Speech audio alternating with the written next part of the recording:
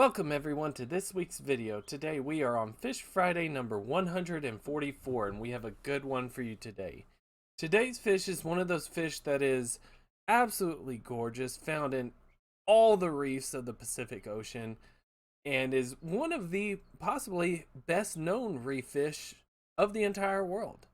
Today's fish that we're going to be talking about is the Moorish idol. Now, the Moorish idol, or scientific name Zanclus cornutus, again, that's Zanclus cornutus, it might be Zonclus, which means that the family could either be Zanclidae or Zonclidae. I'm a little unsure on that one, but I am sure of one thing, in that it is the only species in the family. Only species, only genus, only species. Fairly unique fish, actually. As I mentioned earlier, it has a very wide distribution in the Indian Pacific Oceans. In fact, the Moorish idol got its name from the Moors of Africa, the northern part of Africa, I believe. Because the people living at the Moors purportedly believed that the fish was a bringer of happiness. If you saw this fish, you were destined to be happy that day. I believe that's how the story is. But I didn't look too far into that one. Now, these are found on reefs and lagoons, very, very much found at reefs, and they are found at all depths of the reefs, from 0.3 meters to 180 meters in depth, which is about 1 to 590 feet. So they got quite a bit of range there. But one thing that they do seem to prefer is they prefer flat reefs. They're not really going to be on the side reefs where, you know, the reefs growing along the side. They really want to be on the flat topped reefs. That seemed to be fairly consistent among all my reefs. It is I would call this a medium-sized reef fish, with a max length of around 23 centimeters, which is around 9.1 inches. That seems, you know, that's not massive by any means, but it's still a decently good sized fish. Most of your reef fish are actually very small, less than 5 inches. And if they are 5 inches, they're going to usually in the kind of cylindrical format. Whereas this fish, very obviously, is not a cylinder. Not a cylinder, but we'll get into that. It does have a pretty distinctive coloration. These black, white, and yellow bars. This yellow kind of coming halfway down the body here. Something that I noticed looking at a lot of pictures over the course of today was every single one of them do seem to have this little triangular yellow patch right here. Which seems good. Seemed to me to work on all of them. Does have this bright yellow fin. Its dorsal fin goes with this caudal fin usually goes with this yellow stripe with a thin white line with black, and then another white, but then there's a little tiny clear section right at the end. Just a little bit of coloration patterns that I've noticed, that I feel like I've noticed. Probably out there in some sort of guidebook has a better distinction of coloration patterns, but it seemed to work for me, at least from all the pictures that I saw. Now it does have this compressed disc-like body. That's fairly obvious. Excuse me. But something interesting is that it actually has fairly small fins. If you look at the size of the body, you know, the pectoral fins are kind of big, but your pelvic fin and anal fin, even the caudal fin, are actually fairly small for a fish of this size. It just looks small, like they should be bigger for the body. The only exception to that is actually the dorsal fin. This dorsal fin extends, and you can actually tell in this picture, the dorsal fin actually extends all the way to caudal peduncle, even the anal fin does. But the first, I believe it's 6 spines, combine and extend into this very, very long sickle-shaped crest. It's one of the most easy things to notice about this. Besides its absolutely striking color pattern. Sorry, The babies are going crazy over here. They're no longer ducks. They are baby chicks. So they are cute to watch though. But anyway, this filamentous extension, which is what it's called. Sorry, it's not filamentous. Filomantis. I don't know where that word comes. I've only heard of filamentous, but there's actually a specific extension name for this one that I found called Filomantis.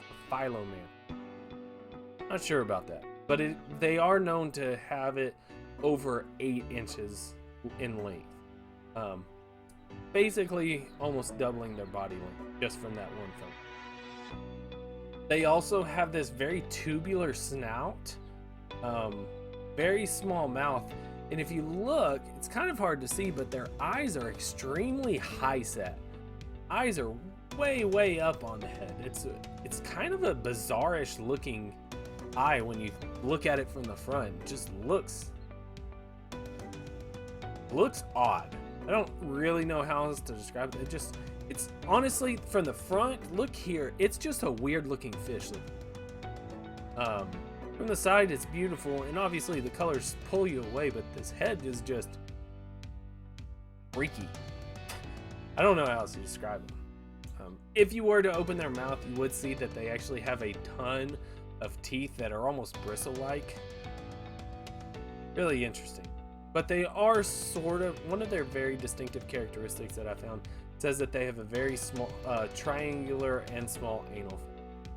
Really sure about that, because considering that the anal fin extends up to here, but it seemed to be a character that people used. I am by no means a reef fish expert, so if there's anyone out there that has experience with reef fish, please let me know how you would identify this fish. To me, I've been just going off this triangular patch right here. Seemed to work for me anyway.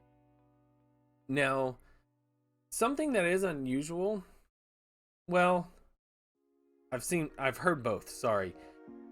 They do seem to be relatively solitary. I know we have one here. I believe this is in an aquarium though, which is why there's more of them together.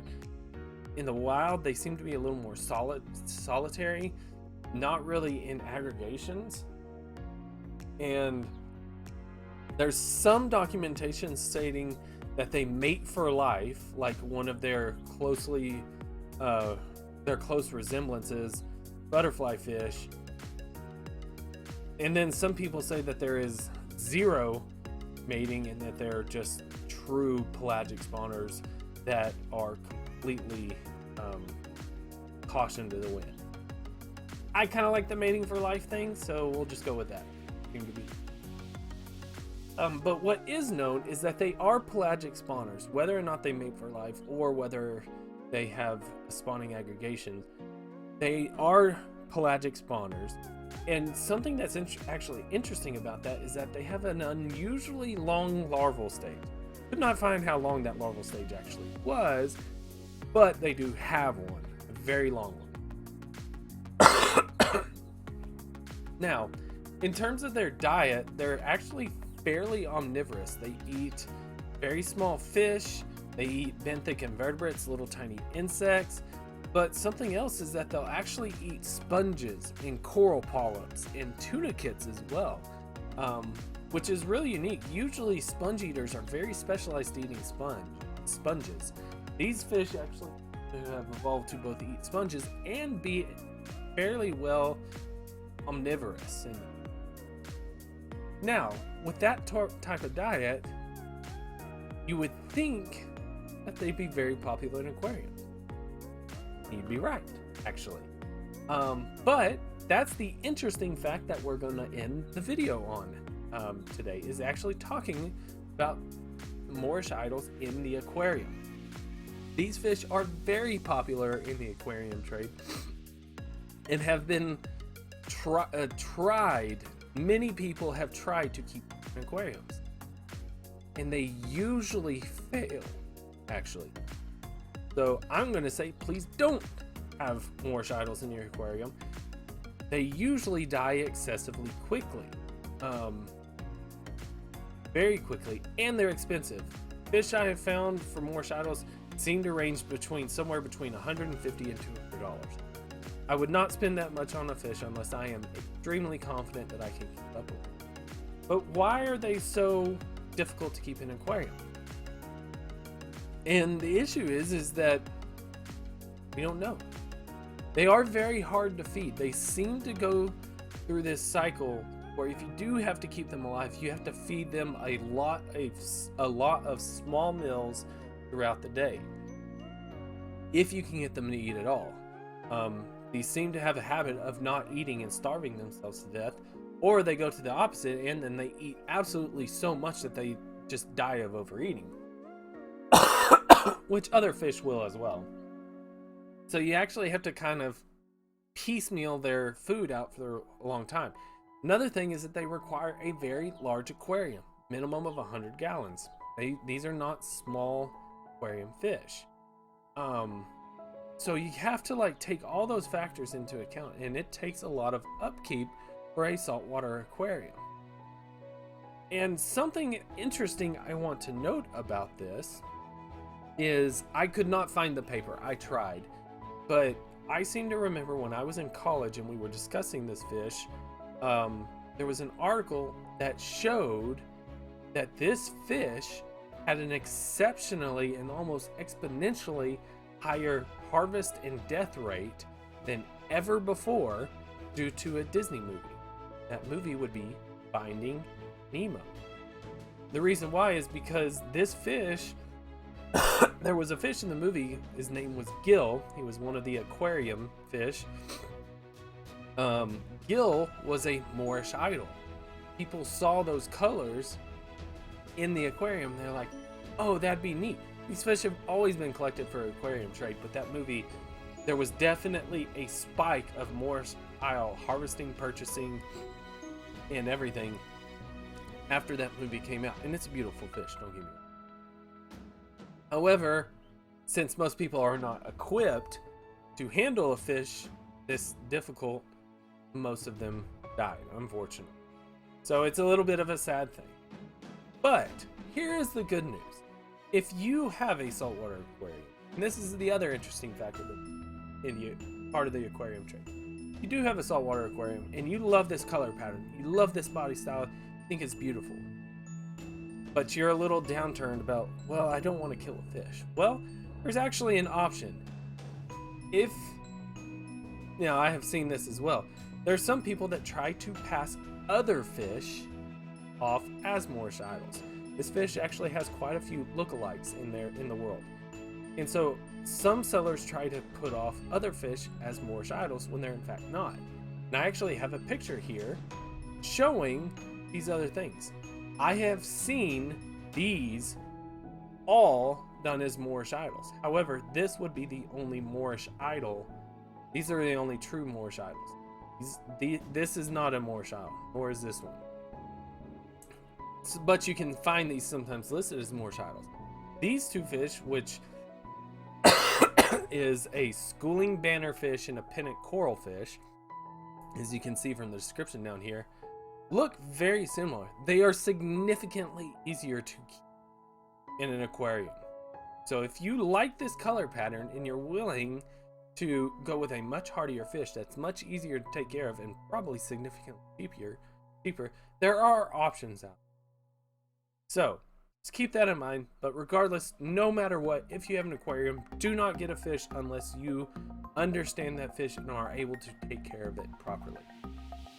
But anyway, thank you guys so much again. I really appreciate it. Hope to see you again. If I don't, please be safe.